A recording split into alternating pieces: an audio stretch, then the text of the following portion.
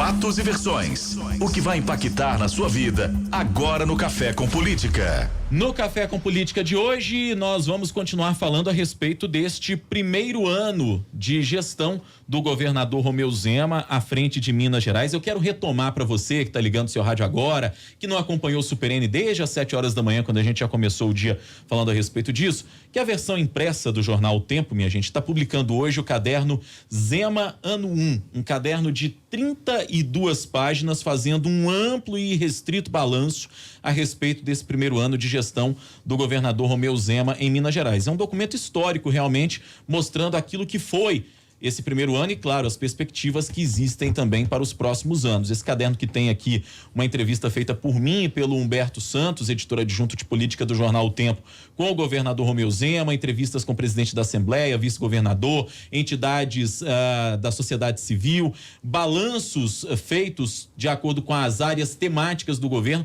e a gente vai repercutir com o Humberto Santos, que é o editor adjunto de política do jornal O Tempo, foi quem se empenhou de maneira mais especial para que essa edição estivesse circulando hoje, esteve na coordenação de todo esse projeto. Quero dar o meu bom dia para ele, é um prazer recebê-lo aqui com a gente. Humberto, bom dia para você. Bom dia, Rodrigo, bom dia, Thalita. Bom dia, Humberto. Bom dia aos ouvintes. Pois é, e a gente tinha anunciado também a presença hoje do deputado estadual Guilherme da Cunha, ele que é o vice-líder do governo na Assembleia Legislativa, é do Partido Novo. O deputado está com um problema de deslocamento, muito possivelmente não vai conseguir chegar a tempo aqui para essa entrevista. Enfim, numa outra oportunidade, certamente vamos poder ouvi-lo. Mas, Humberto, para a gente começar esse bate-papo aqui, você que coordenou a edição desse caderno especial, estivemos recentemente, agora no início de dezembro, lá na cidade administrativa, conversando com o governador Romeu Zema e reproduzimos vários trechos dessa entrevista ao longo do Super N de hoje. Se você pudesse pensar um item que te chamou a atenção ao longo desse primeiro ano e que está retratado aqui nas páginas do jornal O Tempo, nesse caderno de 32 páginas,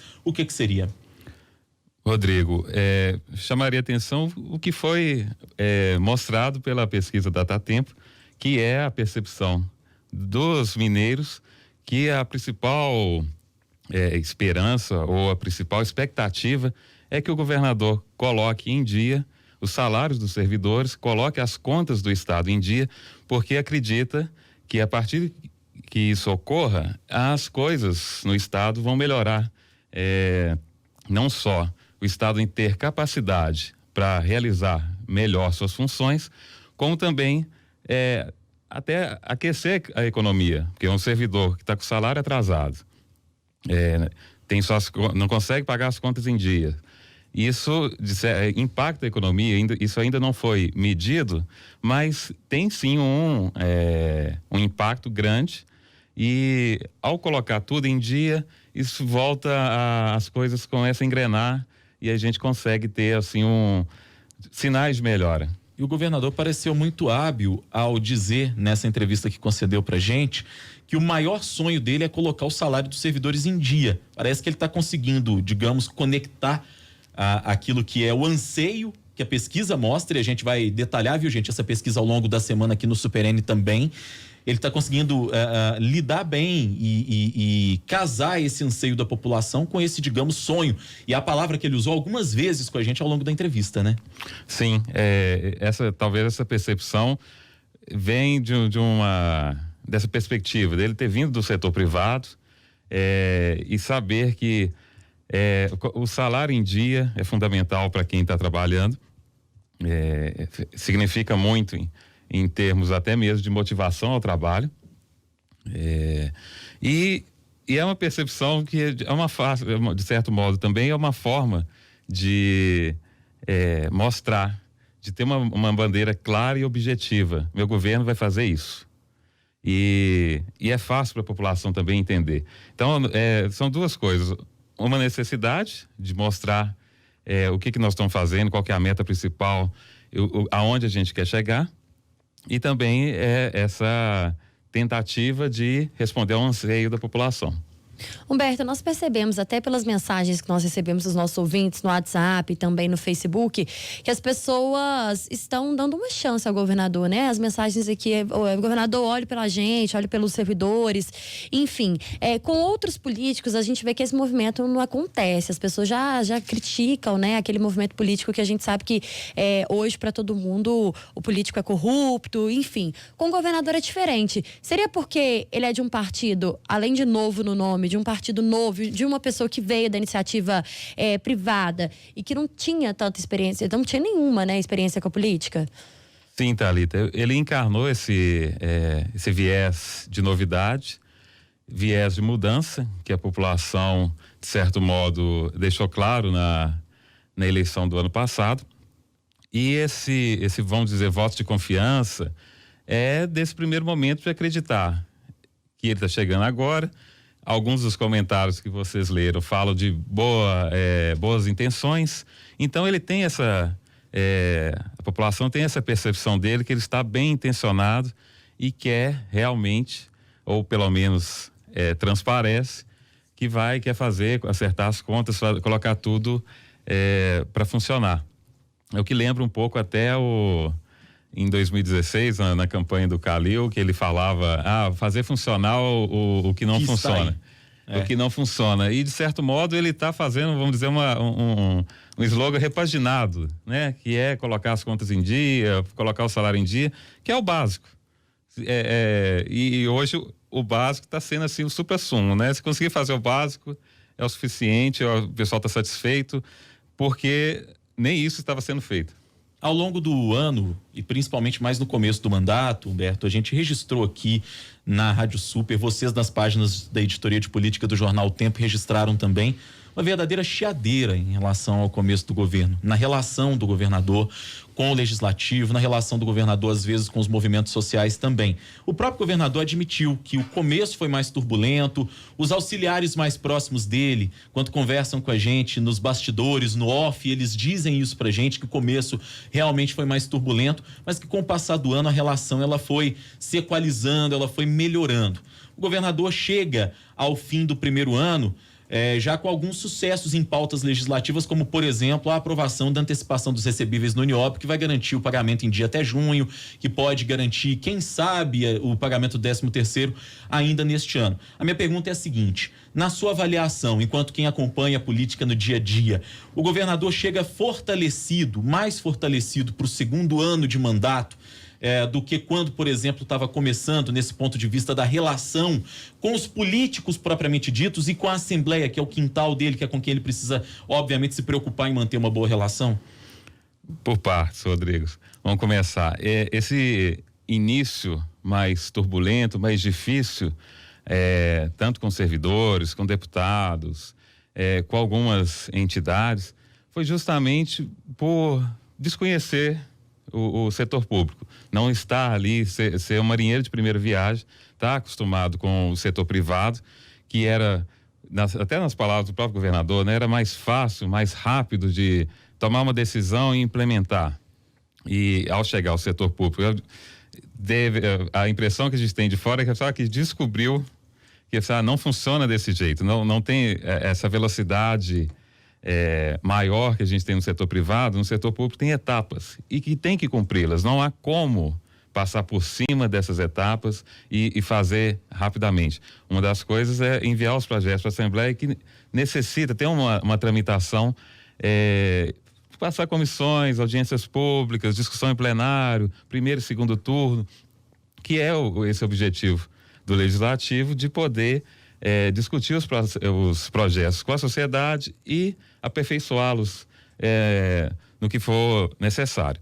Essa relação com os deputados foi bem turbulenta no início, justamente por desconhecer esse procedimento, por achar que os deputados estariam ali como simples carimbador das medidas que o governo do estado queria implementar.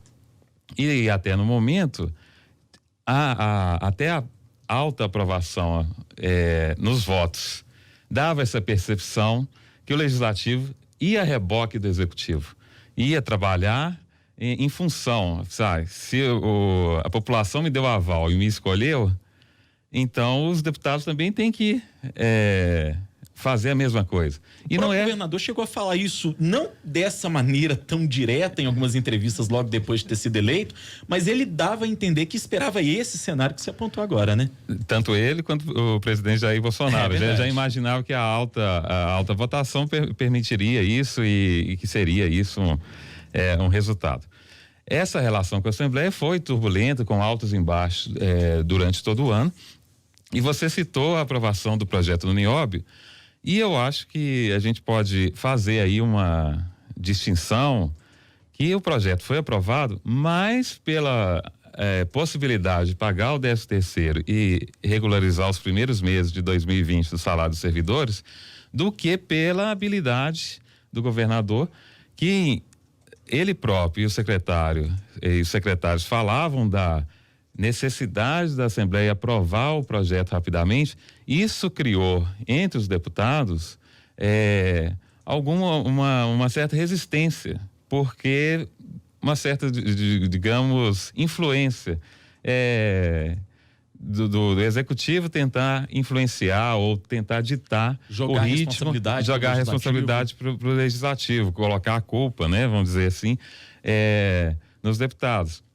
Isso deixou uma certa resistência, sim, teve a aprovação. Então a gente tem que ver em 2020 como que vai ser essa relação do ponto de vista do executivo. Como que o executivo vai se relacionar com a Assembleia, se vai ter mais esse cuidado, né? Porque, às vezes a simples escolha das palavras modifica todo o sentido e causa essas pequenos desencontros que pode fazer um projeto demorar mais ou demorar menos. Em discussão aí o 13º em relação ao Nióbio, também a regularização do salário dos servidores, mas a gente fala também muito com quem vem ao Café com Política em relação ao investimento em Minas Gerais. Já ouvimos alguns deputados afirmando que o governador já afirmou que não vai ter verba para investimento no ano que vem.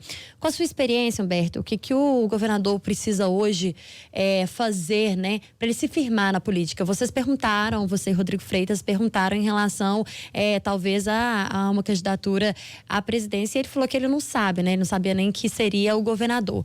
Mas é um nome que tem tudo para se firmar na política. E aí, o que ele precisa fazer? Thalita, o desafio é grande. Principal realmente, o desafio que ele mesmo externa, né? De colocar as contas em dia. E vamos dizer assim, um grande cartão de visita se ele conseguir colocar as contas em dia. Porque a partir do momento que coloca as contas em dia, ele vai ter, vamos dizer assim, dinheiro para poder realizar outras coisas, seja investimentos nas áreas fundamentais e que a Constituição obriga, como educação e saúde, que tem percentuais mínimos para serem investidos todos os anos, como em outras áreas, e consiga mostrar isso para os eleitores, os mineiros.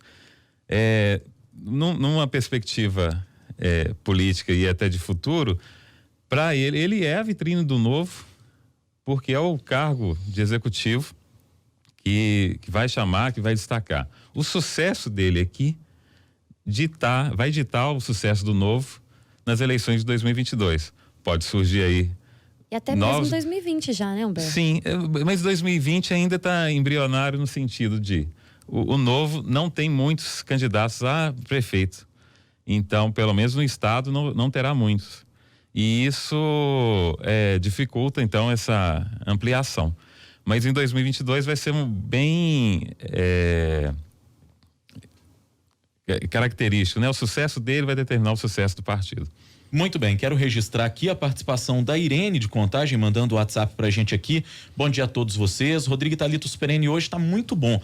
E ela diz aqui que tá ansiosa para a privatização da CEMIG, porque ela tem esperança que melhore, como a telefonia melhorou para aqueles que têm menor renda, disse a nossa ouvinte Irene. E esse foi um assunto, as privatizações, que o governador comentou também ao longo dessa entrevista. E olha, ao longo da semana, a gente também vai comentar a respeito disso. Quero reafirmar para você que esse balanço todo tá aqui, no caderno de um ano ano do governo Zema, da gestão do governo Zema, no jornal O Tempo de hoje. Você pode conferir nas bancas e também nos nossos sites, no supernoticiafm.com.br, também o tempo.com.br, hot site, inclusive, com esse balanço de um ano. Humberto Santos, editor adjunto de política do jornal O Tempo, foi quem coordenou a edição desse caderno aqui com esse balanço de um ano do governo Zema. Nosso convidado de hoje aqui no Café com Política. Quero agradecer muito e cumprimentar a você, a equipe de política do jornal O Tempo, por esse balanço, por esse caderno, um documento realmente histórico com 32 páginas mostrando tudo aquilo que foi esse primeiro ano de gestão Zema no estado. Parabéns, viu, em nome de toda a nossa equipe aqui da Super. Obrigado, Rodrigo. O mérito é todo da equipe.